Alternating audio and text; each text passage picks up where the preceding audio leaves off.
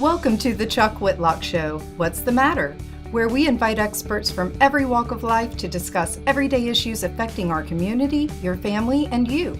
Because if it matters to you, it matters to us. You may have seen him on The Oprah Winfrey Show, The View, Extra, or hundreds of other shows. Here's your host, Chuck Whitlock. Welcome to What's the Matter? I'm Chuck Whitlock, and what's the matter with going out to eat? According to the Centers for Disease Control, each year some 48 million people get sick from a foodborne illness, and 3,000 die. How can you help prevent your family members from becoming part of these statistics?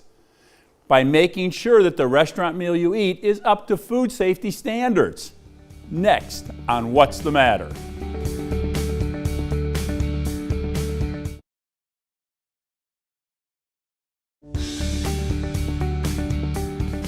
Welcome back to What's the Matter with going out to eat. Let's meet some individuals who work every day to safeguard your dining experience. On our panel today is Danny Thornton and Bobby Johnson, both county health inspectors with the Department of Environmental Health. Thank you for joining us, both of you. Before we roll up our sleeves, we're going to roll a video clip of a typical sanitation inspection and what health inspectors are looking for inside the restaurants you visit every day.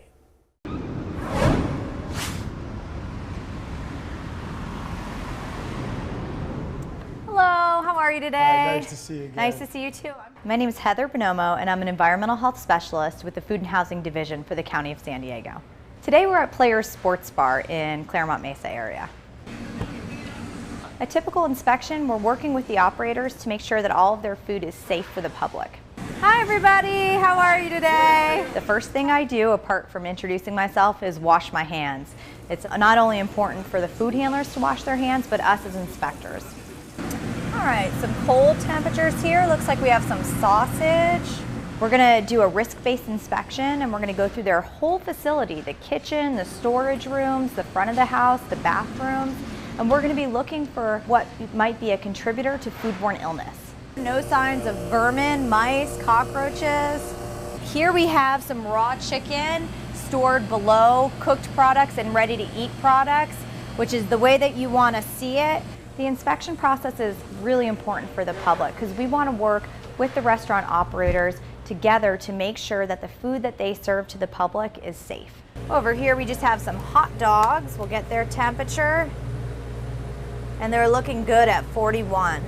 Today we saw really good temperatures in the refrigerators. They were below or at 41 degrees Fahrenheit, and for their hot holding foods, they were 135 or above. Their dish machine today had 100 parts per million chlorine, which is exactly what we're looking for to make sure that the dishes you eat on are clean and sanitized. On a personal level, I love my job. I've been with the county 8 years now, and every day I see something different. Something that is very rewarding for me is not only getting to work with people, work with a variety of people every day, but actually see change and see positive change, not only with people, but restaurants that I've worked with.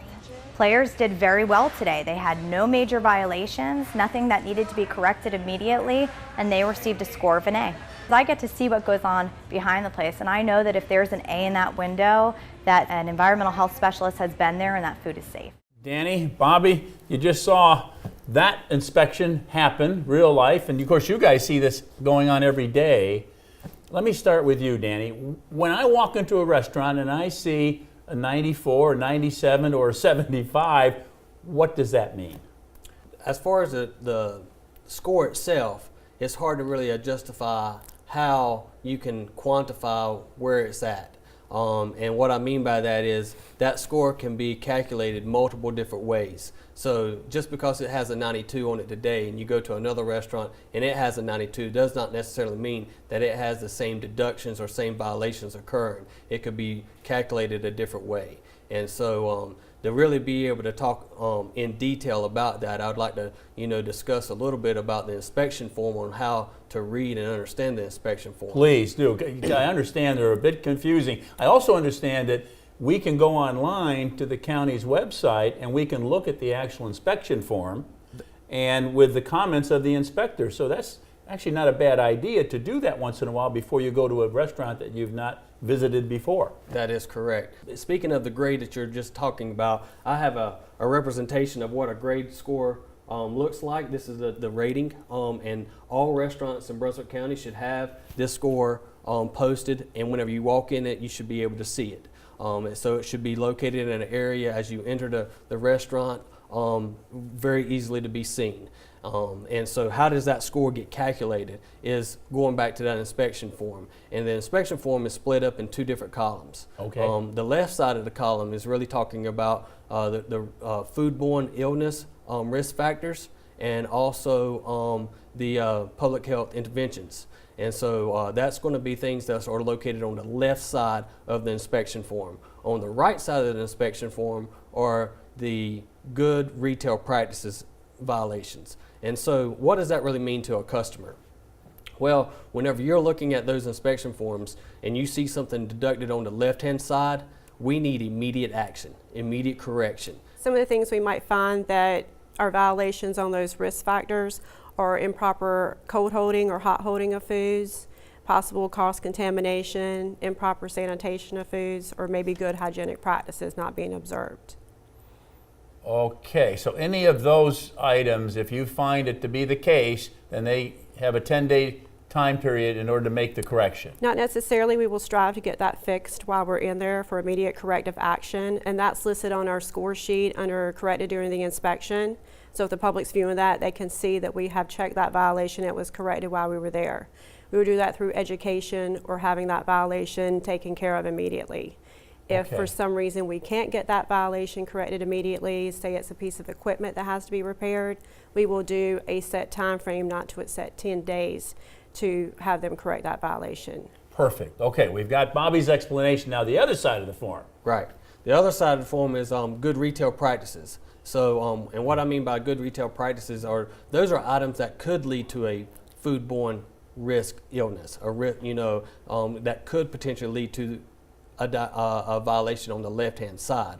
And so they may not need immediate correction at that moment that we're there, but we want to educate them and let them know, hey, these are some changes that you might want to implement in your daily work process. And now let me ask you Risk both a factors. question. Two things that have concerned me while I'm visiting a restaurant. In fact, one happened last night. The waitress is sweeping the floor, puts the dustpan and the broom aside, and then delivers my food. I don't know why that bothers me, but it bothers me. Is that okay to do that? In a situation with an immediate spill that has to be cleaned up, that could be necessary, but it is something that they should wait till the diner's out of the area to take care of. Or maybe wash their hands after they're Exactly. cleaning the tables or cleaning the Right. floor. And you know what's going on a lot nowadays is wait staff is bussing the tables as well as delivering the food. Right. That kind of bothers me too. But the thing that bothers me the most, Danny, is I was in a restaurant a couple days ago and they don't have a blower over the door and there were flies everywhere. Right. It could be done by a screen, it could be done by a blower, it can be, multiple ways of being able to verify that the flies are not getting into a kitchen whenever it's open. But as far as, the entry of the front door, no, that's not a requirement. It's really on the back door where the kitchen, where they're receiving foods and stuff at. All right, I have one last important question before we take a break, and that is, what goes on in a restaurant that would cause them to be shut down? Or what would be so traumatic that they can't open up tomorrow? It's something we have a defined answer of. Something Forgot really what I was traumatic. gonna Something say. really traumatic. It's an imminent health hazard. It's Yeah, that's the term. It's an imminent health hazard that has to occur. So whenever an imminent health hazard is present during one of our inspections, we are able to take immediate action. Okay, now in your county, you have 400 restaurants. Approximately. You have approximately 5 inspectors. That's correct. I would think that customers could be your eyes and ears. If I'm in a restaurant and I see something that's I see rodents, what do I do? Can I call? And who should I call? Well, first of all, if you have a concern about a restaurant that you're visiting, I would always ask to speak to the manager, to the operator that's in charge.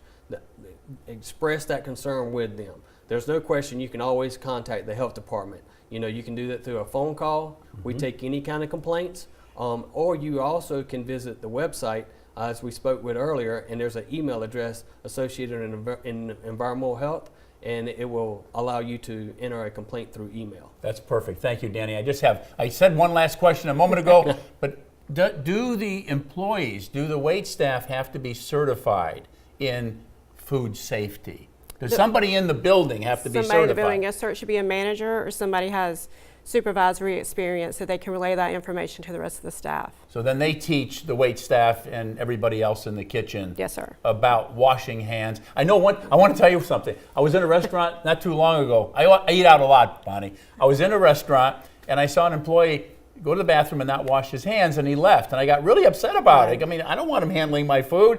But then I noticed there was a sink in the kitchen. He washed his hands in the kitchen. There you go. So kitchens have to have a sink for the employees to wash their hands. You got it. Yes, sir.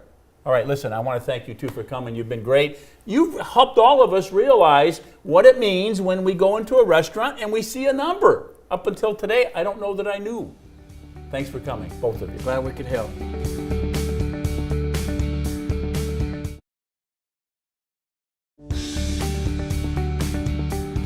Welcome back to What's the Matter, where we are discussing restaurant cleanliness. With us today is Chef Jesse Ellis of Charlie Granger's, who is responsible for maintaining a sanitary kitchen while serving a variety of meals. I know, because I eat there all the time.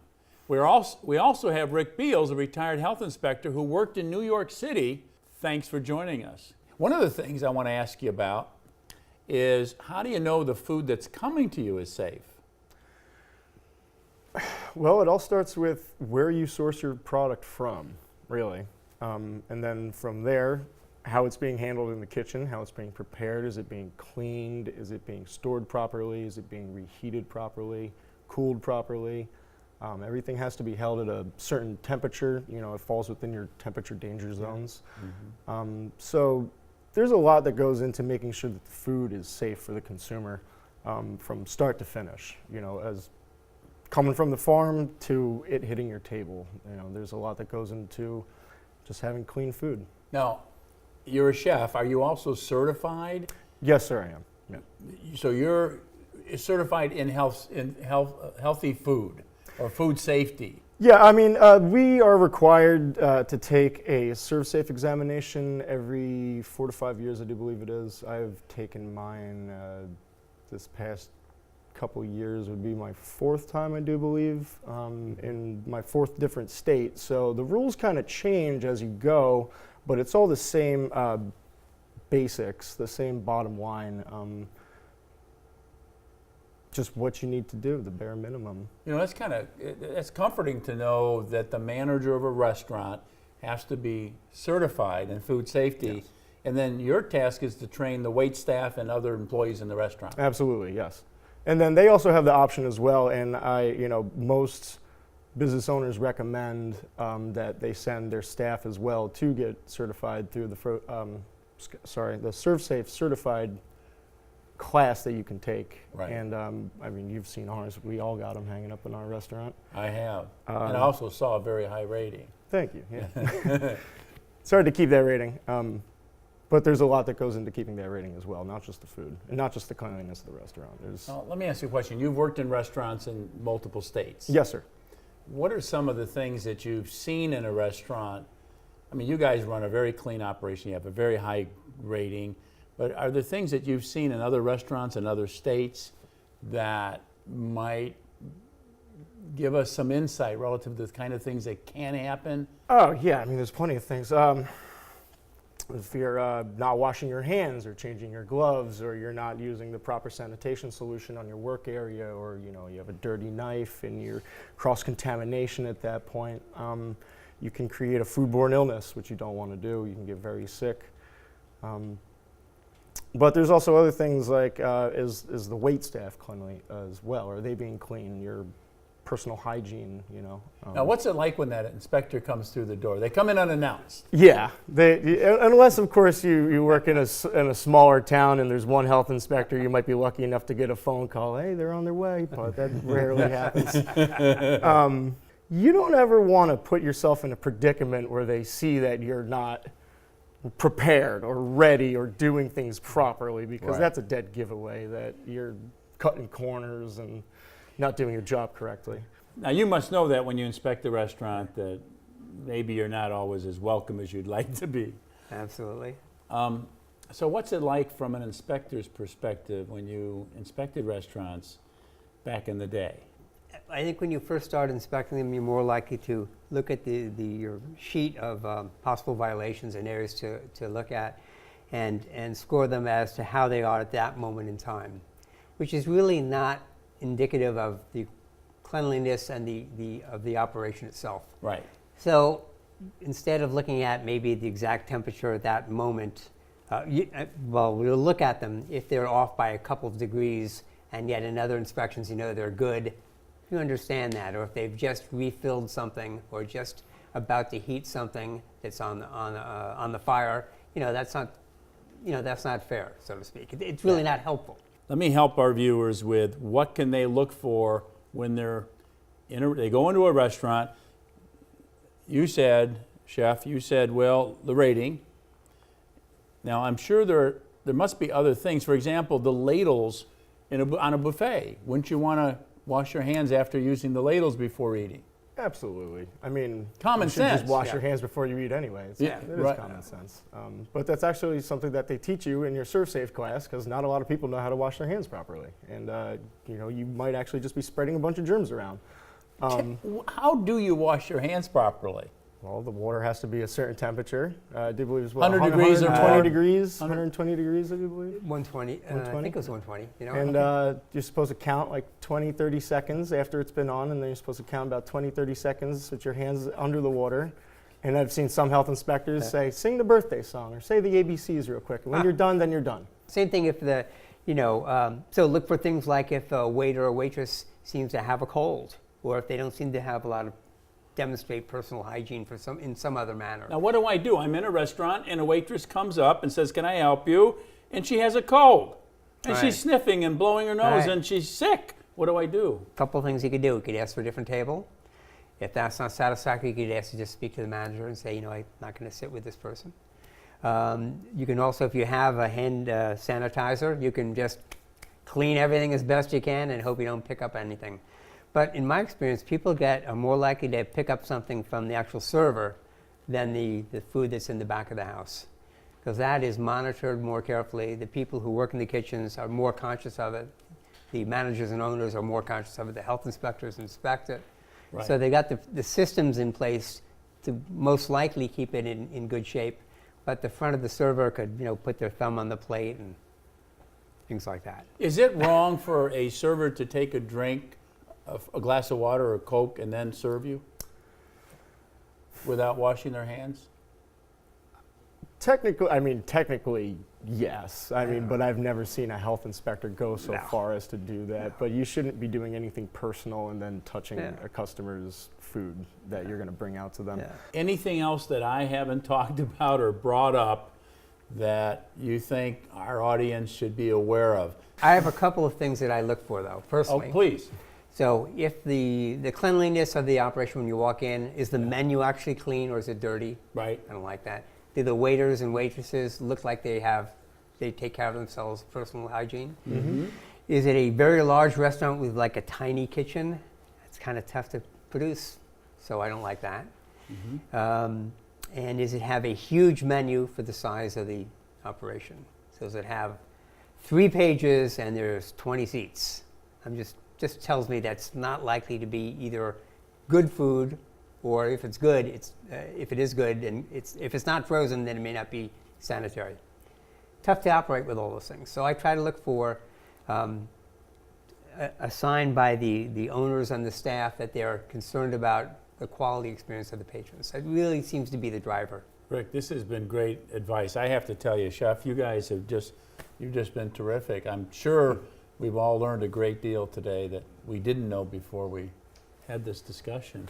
We're going to jump to a quick commercial break, but when we come back, you'll learn what you can to do to protect yourself and your loved ones from foodborne illness when dining in restaurants.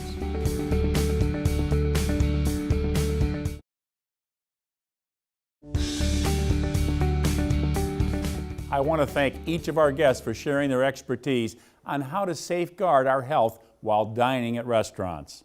We have a right to know if our food is being properly prepared and that there are no unsanitary conditions in the restaurant that could cause us food poisoning or even more serious illnesses.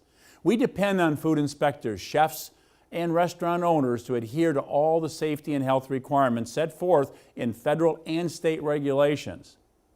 Going out to eat should be a pleasurable experience and should not be ruined by some unsafe sanitary practices. Remember to always check the health rating given to the restaurant before you are seated. And don't hesitate to take your business to some other establishment if the restaurant is not up to par. Nothing speaks louder to a restaurant owner than customers walking out. Also know that you have a right to read the details of the health inspection report. If you have any doubts about a restaurant's cleanliness, you can easily go online to your county's website and find reports for specific restaurants. And if you observe unsanitary practices in a restaurant, you can contact the health department in your area with your observation.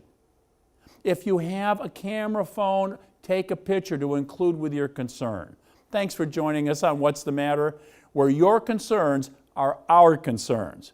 We would like to hear from you. If there are any issues you'd like to see covered in our show, please contact me with your concerns in an email to chuck@chuckwhitlock.com. Because if it matters to you, it matters to us. See you next time.